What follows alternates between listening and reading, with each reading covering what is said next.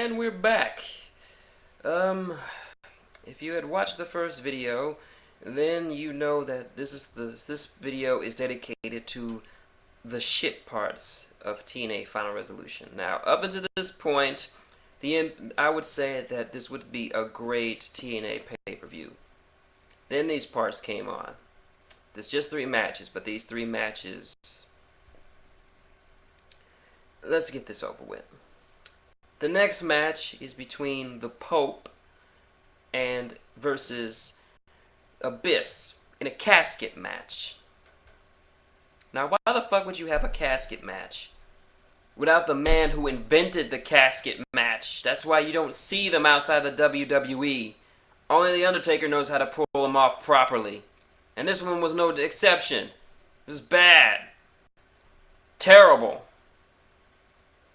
This is just a waste of the Pope's talent and time. I mean, even during the match, you could see that the Pope was trying to make this good, but you can't just really work with Abyss in any kind of traditional wrestling sense. The Pope, for his efforts, tried. And I mean, he honestly gave it a good go, but no matter how much you ketchup something up, it's how much you make a turd sandwich look good, you're still eating shit.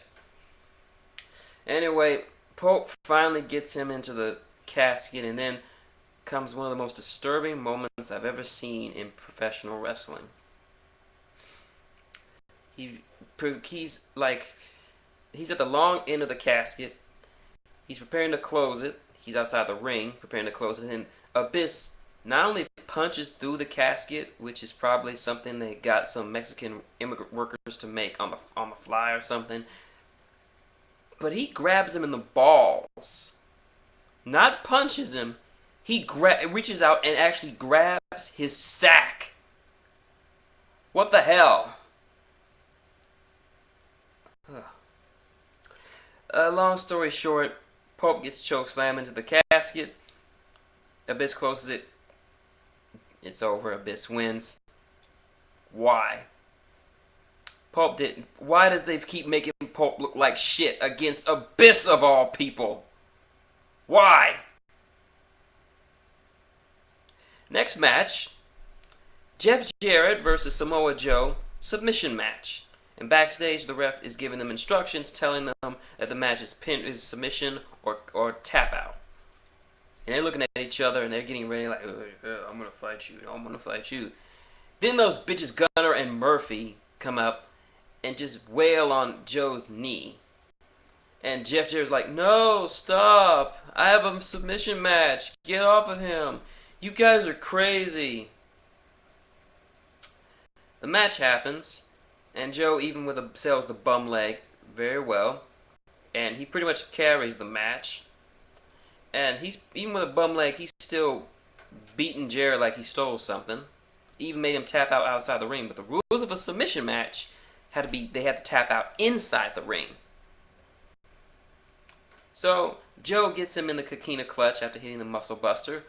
When those bitch ass security guards Gunner and Murphy come up, and they distract Joe, they get him out of the ring, and I can't remember how, but Jeff gets him in the ankle lock and locks it in. Now, I didn't see Joe tap. He did not tap at all. He is grabbing the referee. I don't even think he submitted. And the ref still gave the win to freaking Jeff Jarrett. Now, Samoa Joe there's only one man that has ever made Samoa Joe tap to my knowledge. And that's Kurt fucking Angle. That I can let go. But to lose a submission match to fucking Jeff Jarrett of all people?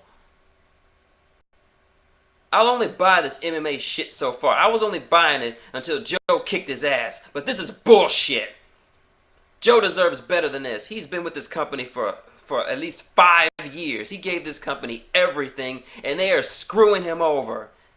They are bending him over and fucking him up the ass. And his contract is up, so I'm not even sure if Joe's going to re-sign with them. And even if he doesn't re-sign, I'm not sure where he's going to go. The WWE might not treat him any better. Fucking posers. So now we get to the final match of the night, the title match between Morgan and Hardy, who, by the way, before the night started, there was a report that Jeff Hardy that the higher ups in TNA were gonna consider taking him off taking him off the card tonight because, in the, quote unquote, he was in no condition to wrestle. In other words, he was high as a kite in a tornado. You know what this is gonna lead to. Anyway, there's a backstage interview with Mr. Anderson, and he said he's gonna call it down the middle like an asshole. And Morgan begs him to make it a no DQ match because they both know that Fortune and Immortal are gonna come out there and they're gonna get a DQ and beat him up. And he's like, "Come on, give him to me. I can beat them all up by myself." So Anderson comes out, not doing a mic drop. Morgan comes out, and Hardy comes out. And you could clearly see Hardy was stoned out of his mind. I don't know what the fuck he was on, but he was really in no condition to wrestle. So JB does the intro, and it's indeed a no disqualification match. And this was just... Morgan carried this match. If it wasn't for Matt Morgan and the antics of Mr. Anderson, this match would be unwatchable. Because Hardy was phoning it in. He was only doing a few basic punches and doing a few moves that he had already been doing for years. The Whisper in the Wind, the Twist of Hate. He did like the 4 Twist of Hates in this fucking match. He even missed a Whisper in the Wind. What the fuck? How does he miss that? And at one point, he leaves the ring. He doesn't want to fight anymore. So Mr. Anderson goes after him and tells him to get back in the ring. Hardy starts to pie face him, and then Mr. Anderson decides to throw his ass back in the ring. It keeps going like that. Hardy looking like he was going to win, but it really didn't look like he had the advantage this whole match. It looks like he was just phoning it in. Then at one point, Eric Bischoff, making his first and only appearance that night, gets the referee, his son, and then blatantly throws Mr. Anderson into one of the ring posts. Bottom line, Eric Bischoff's screw jobbery allows Jeff Hardy to win. What the fuck?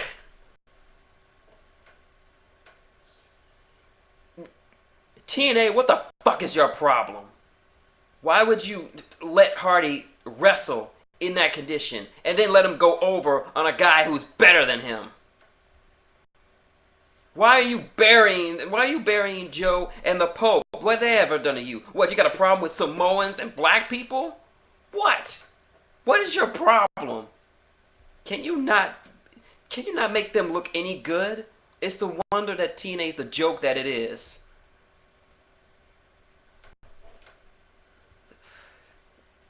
I hope they bring some more people. I hope they bring some more better people into the main event picture, because as it is, Joe Anderson, the Pope, Morgan, they're not looking too good. And they're made to job to Abyss, who can barely wrestle anyone in a match that doesn't involve thumbtacks and glass. Jeff Jarrett booking himself like a main event, maybe like a mixed martial arts superstar when he can't get over without those 2 butt monkeys helping him out. And Jeff Hardy, the walking drug factory, who can't have one single match without getting high. Correction, he knew he was going to win the fucking title, so he was like, I might as well get high. Him and that fucking trick-or-treat belt of his. Like I said, if you watch the first match to the match between the Guns and the Bucks and just stop right there, you would be happy. That would be a great pay-per-view. But if you watch the last 3 matches, you will want to kill yourself. You will want to go on a murder spree just to expoundate your rage at the fact that TNA is burying 3 perfectly good superstars over some over-the-hill, drunk, can't wrestle, doped out fuckers who can't carry a match for shit. I blame you, Hogan and Bischoff, for doing this. And you making TNA better. Bullshit. You're making it better like I need the plague. Yeah. I'm sorry if I get him pissed off. I'm just very disappointed in in the upper card. It could have been better. No, wait, it couldn't have been better because Bischoff had to come out there and just remind everyone that he's in charge. He can do whatever he wants. He's got a cock the size of the Sears Tower. Look at me, I'm Eric Bischoff. I'm the silver-haired guy. I'm going to screw them over because that's what I can do. It's almost been 1 year since these guys came in, and they have dragged TNA down in the shitter. For what? Just to make themselves look good?